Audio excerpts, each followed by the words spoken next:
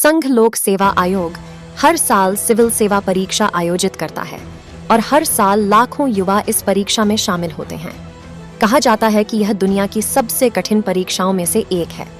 इस एग्जाम को पास करना एक एस्पिरेंट का सपना होता है। एक बार एस्पिरेंट इस परीक्षा के चक्रव्यूह में फंस जाए तो इससे बाहर निकलना बहुत मुश्किल होता है। कई अभ्यर्थी तो ऐसे होते हैं जिन्हें इस परीक्षा को पास करने में सालों लग जाते हैं और कई ऐसे भी हैं जो इस परीक्षा को पास नहीं कर पाते हैं। यूपीएससी ने सिविल सेवा परीक्षा 2022 का रिजल्ट 23 मई को घोषित कर दिया है और इसके साथ ही टॉपर्स की लिस्ट भी जारी कर दी गई है। इस साल भी 2021 के मुकाबले लड़कियों ने बराबर बाजी मारी है। इसी के साथ टॉप 3 में लड़कियां रही हैं। पहला स्थान नोएडा की इशिता किशोर ने और तीसरा स्थान हैदराबाद की उमा हरथी ने हासिल किया है। दूसरा स्थान बिहार के बक्सर जिले की बेटी गरिमा लोहिया ने हासिल किया है, जिन्होंने बिना कोचिंग लिए और ऑनलाइन स्रोतों से यह मुकाम हासिल किया है। इस वर्ष 933 उम्मीदवार सिलेक्ट हुए हैं, जिनमें 613 पुरुष और 320 महिलाएं हैं। हर साल महिलाओं की संख्या में इजाफा हो रहा है। यूपीएससी सिविल सेवा परीक्षा 2022 में ऑल इंडिया में सेकंड रैंक हासिल करने वाली गरिमा लोहिया है। गरिमा बिहार के बक्सर जिले की रहने वाली है। इनके पिता का नाम नारायण प्रसाद लोहिया है, जो कि एक कारोबारी थे। साल 2015 में गरिमा के पिता का निधन हो गया था। गरिमा 3 भाई और बहन में दूसरे नंबर की है और तीनों भाई बहन पढ़ाई में ही लगे रहते हैं। बताया जाता है कि पिता के निधन के बाद से ही परिवार टूट सा गया था। गरिमा के पिता के जाने के बाद पूरे परिवार की जिम्मेदारी मां पर आ गई और मां ने अपने सभी बच्चों को पढ़ने के लिए प्रेरित किया और इसी वजह से एक बेटी आज आईएएस बन गई है।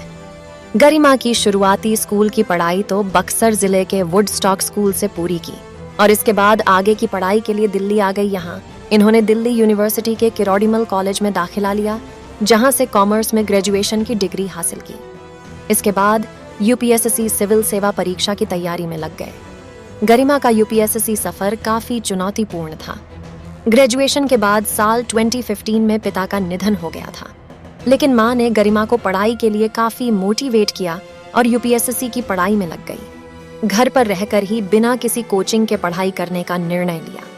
साल 2020 में जब पूरे देश में लॉकडाउन लगा हुआ था, उस समय गरिमा ने पढ़ाई शुरू की। पहले प्रयास में तो गरिमा का प्रीलिम्स ही क्लियर नहीं हुआ, लेकिन दिन रात पढ़ाई कर दूसरी प्रयास में दूसरा स्थान हासिल कर एक आईएएस बन गई। गरिमा का optional subject commerce and accountancy था, जिसकी कोचिंग इन्होंने ऑनलाइन ही ली थी। गरिमा ने एक इंटरव्यू में बताया कि जब वह पढ़ाई रात भर करती थी तो उनकी मम्मी भी उनके साथ जागा करती थी। 2-3 साल के इस यूपीएससी के सफर में उनकी मां ने उनका काफी साथ दिया। जब गरिमा डिमोटिव हो जाती थी तो मोटिवेट का डोज देखकर उनकी मां उन्हें पढ़ने के लिए कहती थी।